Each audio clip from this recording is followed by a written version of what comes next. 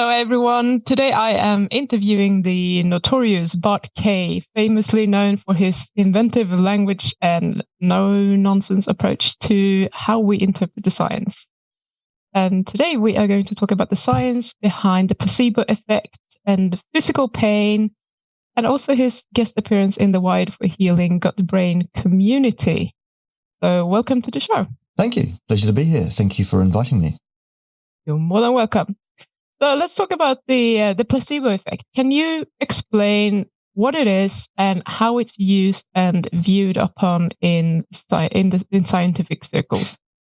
Yes, the placebo effect is one of those really fascinating things that we have known about in the scientific community for a very long time, but that unfortunately nobody seems to be able to adequately mechanistically explain.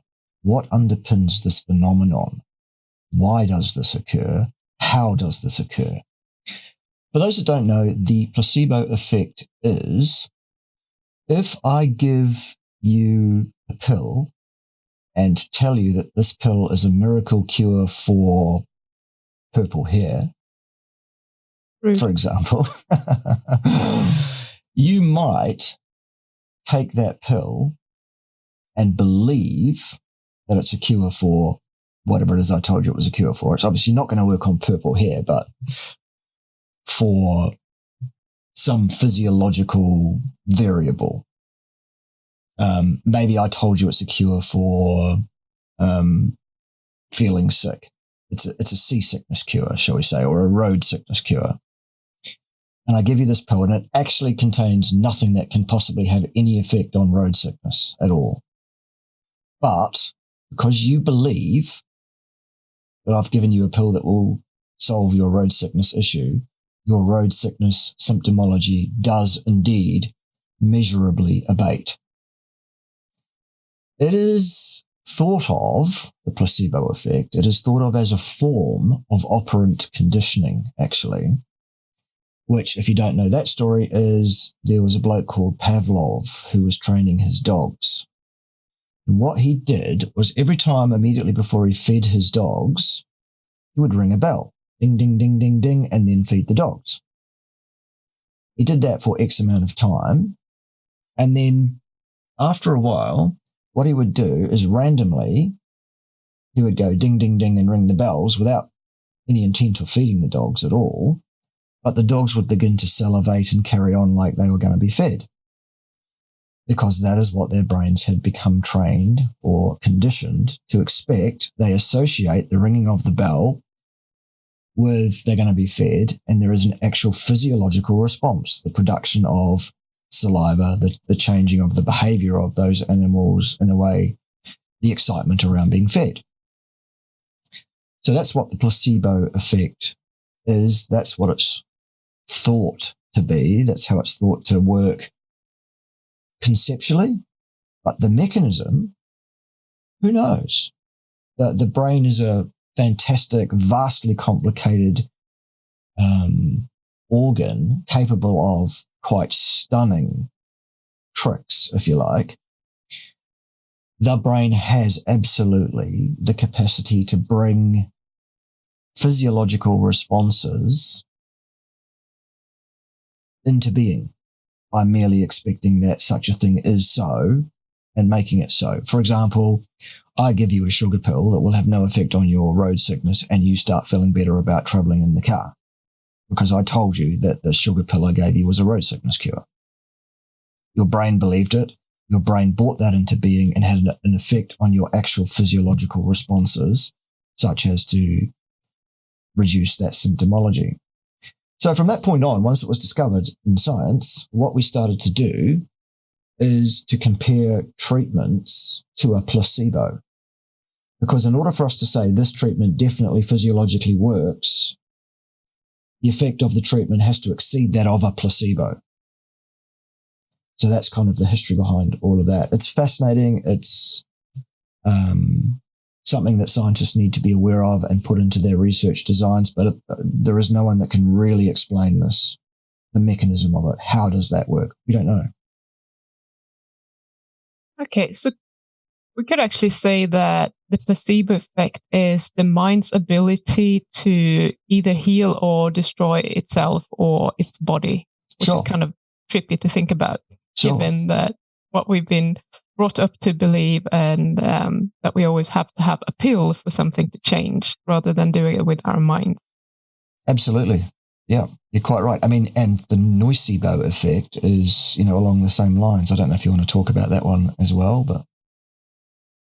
Yeah. So, I mean, the nocebo effect is pretty much just the opposite of the placebo effect, but that can be very detrimental if you're buying into it. So if you have any specific examples you want to share about that, where it can be kind of good to know about beforehand so that you don't fall into that trap and maybe change the way you think about things. Yeah, so the nocebo, however you want to pronounce it, that effect is the opposite of the placebo. What it is that if your brain is conditioned to believe that you are going to deteriorate for some reason, or that something I'm going to do is going to have a bad effect on you, you could bring that into being, and that could become an actual physiological response, an actual thing. So, for example, if you associate certain social situations with a sense of dread and anxiety and discomfort and bad feelings around those things, fight or flight response, then before you even get into that social situation, irrespective of how that particular social situation is going to pan out, you can absolutely convince yourself to be anxious, on edge, in fight or flight mode, pulsing cortisol through your body, actual physiological responses to a situation that does not yet actually exist. You're not in that situation yet. You are yet to enter that room, and yet your body is on full alert because you have convinced yourself that it needs to be, for example. Another extreme example, I'll be a bit careful with this because it's a bit touchy, obviously. In early December last year, I lost an old friend to cancer who, knowing what I know about him, I hadn't spoken to him actually at all. We'd been estranged for about 15, 20 years or so. But I know that bloke, or knew that bloke, and I know how suggestible that bloke was. Basically, pretty much anyone could say something to him, and within seconds, he will have adopted that. It was his idea. Himself is where it came from, and he would bring those things into existence. And I'm not calling the bloke weak or anything like that. I'm just saying he was very, very suggestible. You could put ideas in his head easy. Now, I'm suspecting at some point the medical professionals said to him, "This is an aggressive cancer. It's getting away on us. There's nothing we can do about it. Get yourself ready. You're going to die." And he did. Now, I'm not saying for a second that he brought his own death upon himself. That's not what I'm saying. But I'm saying, was his mental state different? Were he less suggestible? Were he more belligerent? There are ways that he could have fought more. Perhaps. I don't know. I haven't seen him for 15 years, but that's just an example of the sort of thing I mean. Yeah. Where do you think the limit is for what we are actually capable of doing with our minds? Is there a limit? Like, how far can we take it? I don't know. I can't say there is a limit. I have heard anecdotal stories about people doing stuff that you would think is physiologically impossible, against the laws of physics, just stories, poodle in a microwave type stuff.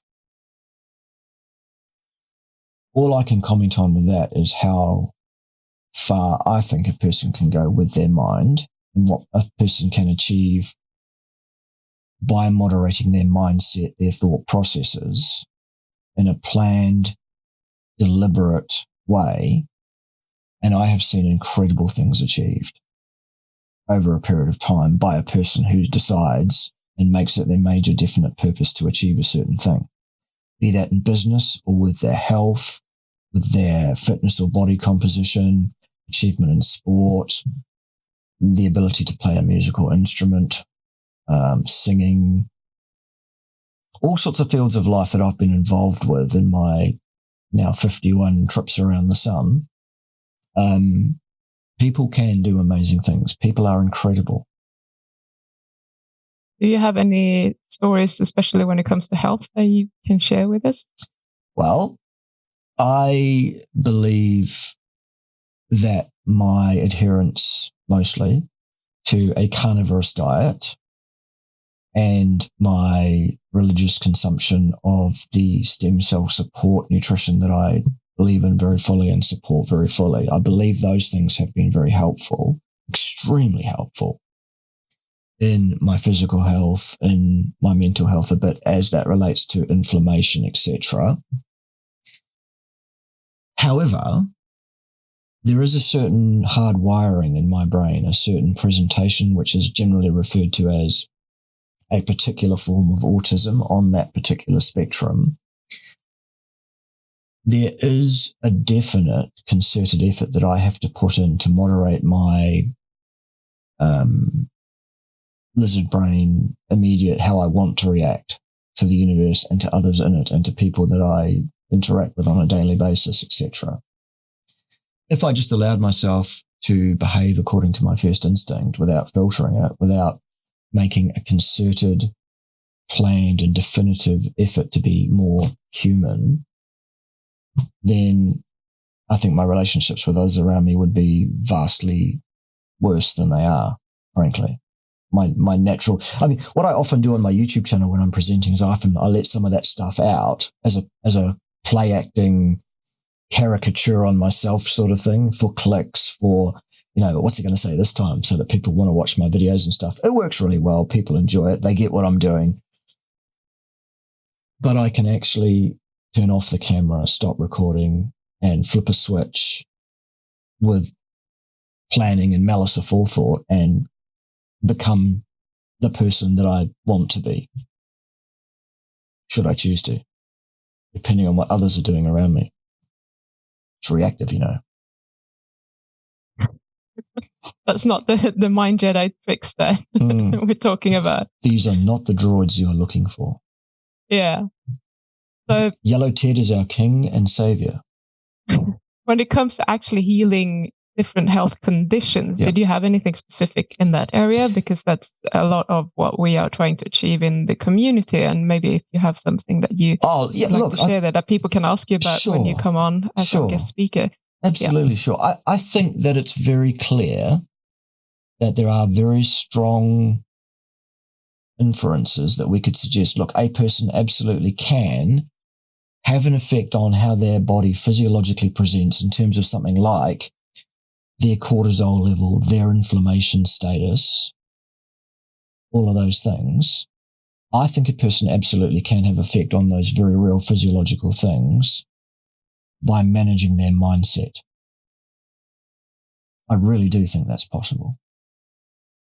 And I think that if people join this community, which they should absolutely, and they should use Bart Kay as the code to get a 10% discount for so doing, then what you will learn from these fine folks are some practical, utilitarian, meaningful steps that you can take to get a hold of your mind and learn how to use your mind to your benefit rather than being a passenger. Does that cover it? Not really. I'm trying to ask you about a specific event, a specific person that has done something. Okay. Do you have a story to share? Well, the story I gave you was I have managed my presentation, my level of stress, my cortisol, my inflammation, partly through diet and supplementation, but also very, very clearly in my mind through thinking about my mindset, my thought processes, and managing those. Does that cover it? Well, what I'm talking about is more of a physical illness, someone who's been diagnosed with something. Right. That has managed to actually just turn that around with the power of their mind.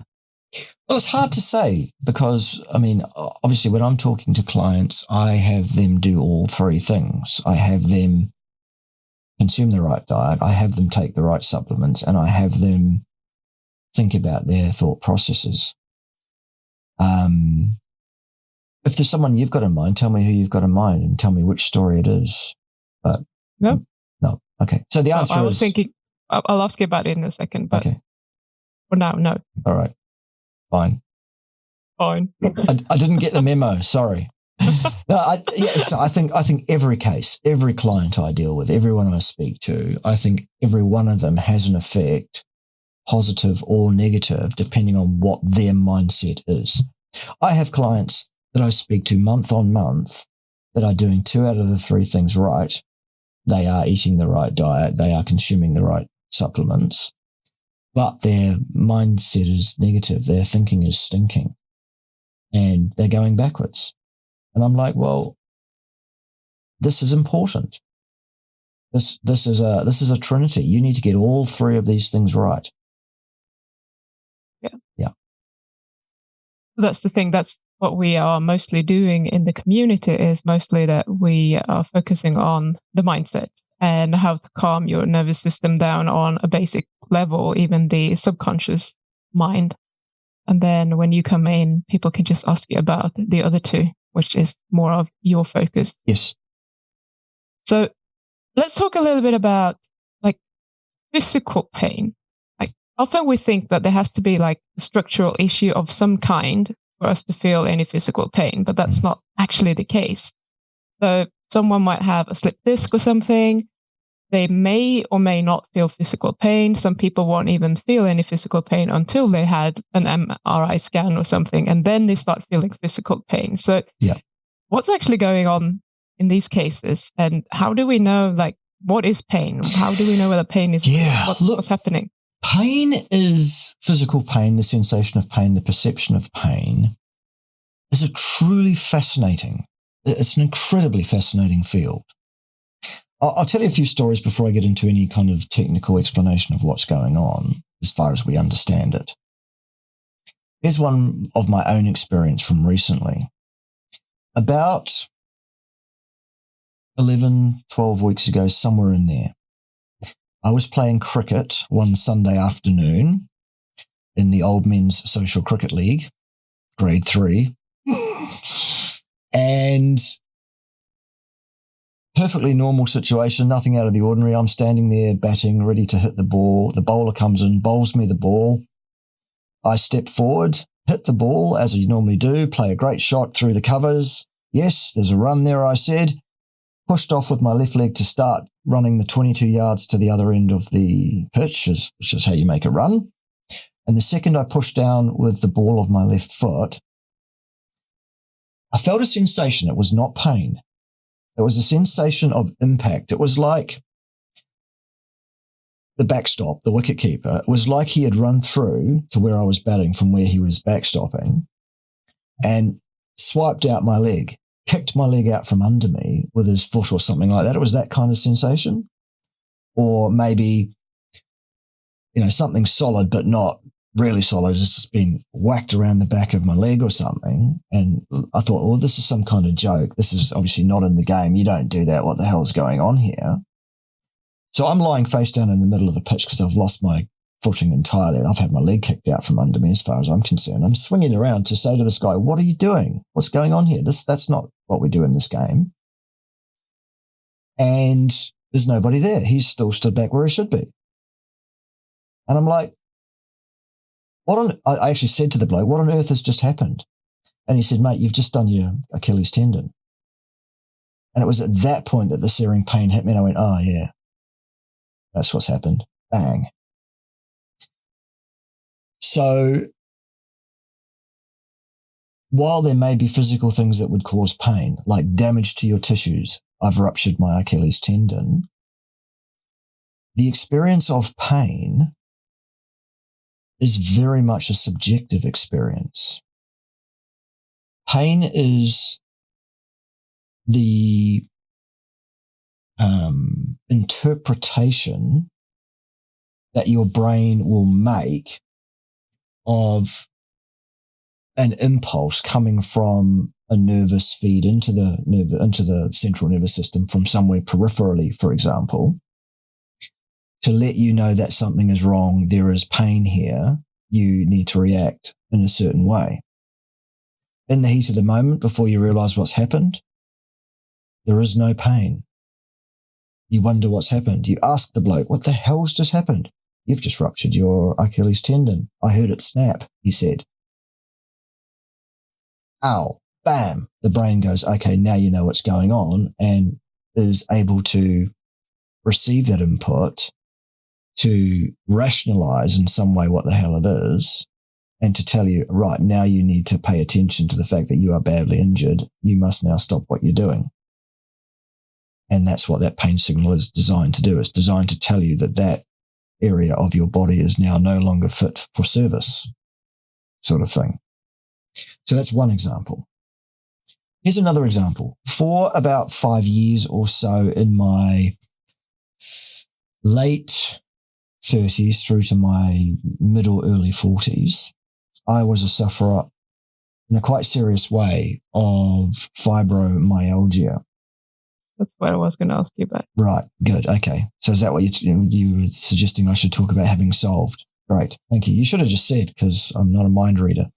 I want to talk about the physical pain first. Right. We'll do that. Cool. Yeah. So the fibromyalgia is a condition, for those that don't know, where you perceive your muscles and connective tissues, sometimes your joints, depending on what kind of fibromyalgia you have, sometimes skin and other things. It feels as if these things are on fire. They are in pain. It's a constant pain that comes and goes. It's mainly there to some level or another. It gets worse at times, better at other times. Your brain is absolutely convinced that your body is in pain and there is a problem in your body. The only problem is if you go to a pain clinic, what they will do is put an infrared camera on your body, because when there is pain, there is heat and inflammation, and the infrared camera can see exactly where the painful spots in your body are that would be sending such a message to your brain. Your brain is saying, my back hurts, my hips hurt, my knees hurt, my muscles in my legs hurt. That is where the pain is. That's what I'm perceiving. It's real. My brain says I'm in pain. You put the camera on, no heat, no inflammation, no reaction at the site where the pain is supposed to occur. Pan the camera up to the brain. That's where the inflammation is. The brain is receiving false signals that do not exist. There is no ascending pain signal going to the brain in fibromyalgia. It is not real. It's a perception. So those are a couple of examples of how very real pain, messages going to the brain, may not be read, perceived, reacted to, or viewed as pain at all. Or your brain could be absolutely convinced it's in pain when it is not. So can your thought processes, can your mental state affect how you would perceive a message that may or may not be interpreted as physical pain? The answer is yes. Absolutely. So what did you do about this? Because I know that people are going to be curious about it. Many people with fibromyalgia, and it's probably one of those diseases or illnesses, or whatever you want to call it, that can be very frustrating because we don't really know what to do about it. Yeah. Okay. So my treatment plan for my fibromyalgia, the thing that led me out of that place to a place where my fibromyalgia is now basically a thing of the past, was this. Step 1. 100% carnivorous diet, or as close to that as I could get. In practice, I've been 90, 95, 100, 95. I've fluctuated around that for about 8 years now. I'm pretty close. That's been very effective. Secondly, I have taken all the right supplements. It's a raw range of stem cell enhancing and anti-inflammatory nutraceuticals. Miraculous. That is not a therapeutic claim. That is my experience. That is my story. we are not allowed to make therapeutic claims, so I'm not doing. However, very important, I think, as part of the treatment plan. Step 3, I was in a situation in my life that I was very, very unhappy in for a number of reasons. I was in a marriage that I shouldn't have been in. I had moved to the other side of the world, away from my home, the place that I feel connected to in the world, the people in my family who I tend to avoid anyway, but I could go and see them now if I wanted to. They're near enough. On the other side of the world, you get that sense of isolation. I was in another country, in another culture, trying to deal with being basically an alien in that country. And that particular country is not particularly user-friendly to outsiders or even to people that were born there, frankly. It's very officious. It's very callous. Not the sort of place I would want to live the rest of my life. And my financial situation was not what I wanted it to be. My professional situation was basically intolerable to me. I was still trying to be an effective member of academia, the fraternity, if you like, of academia that was simply not geared up to be able to cope with people who were operating on my level. And as such, there was a reviling against what I was doing, purely on the basis of their ignorance and misunderstanding of where I was coming from and what I was attempting to do and how I was doing it. So the overall package was that my thought processes were around all of those things. And so woe is me, and everything's basically terrible. And as such, the pain got worse and worse and worse and worse. The disability of the fibromyalgia got worse and worse and worse and worse. My gut function got worse and worse and worse and worse. I lost 15 kilos in muscle mass between when I left New Zealand and when I got back. And I'm still yet to redress that. There is a plan. Don't worry. There'll be a muscular version of me soon. So I keep saying I know, but it will happen.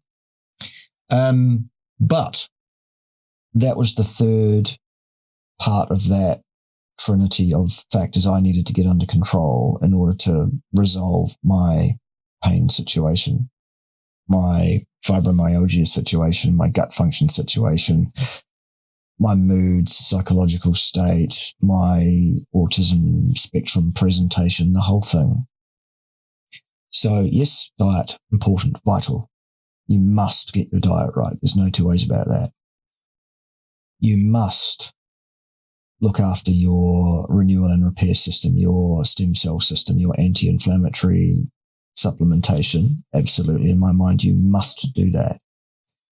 And you must get your thought processes in order, your perception of the world in order. And if that means you need to change your life and get yourself out of a situation that you're not happy in, do something about it, then you must do that too. And that takes discipline. It takes effort. You have to take control of the situation. Luckily, though, this community is here to help us all do that and to teach us how that is best approached. And that's why we're here. Yeah. So you're going to come on the 6th of April, I think. Am I? Okay. As instructed. Carry on. Yes. So if people have any questions for you, just make sure that you're turning up for that session. Or if you can't be there, I think it's at 8 p.m. EST, then you can always post a question in our community and we will just forward that question during the session. Awesome. And if you're not signed up yet, you can go to limbic-training.com and use the discount code BARTKAY, BARTKAY, and you will get 10% off your first month. Is there anything else that you want to share with people around anything that we have been talking about, or any last tips, tricks, whatever for people to feel better. Yeah, I think out of today's discussion, Pim, I think it's important for me to put together at some point, either in another interview with you or perhaps as one of the sessions in the community, I don't know.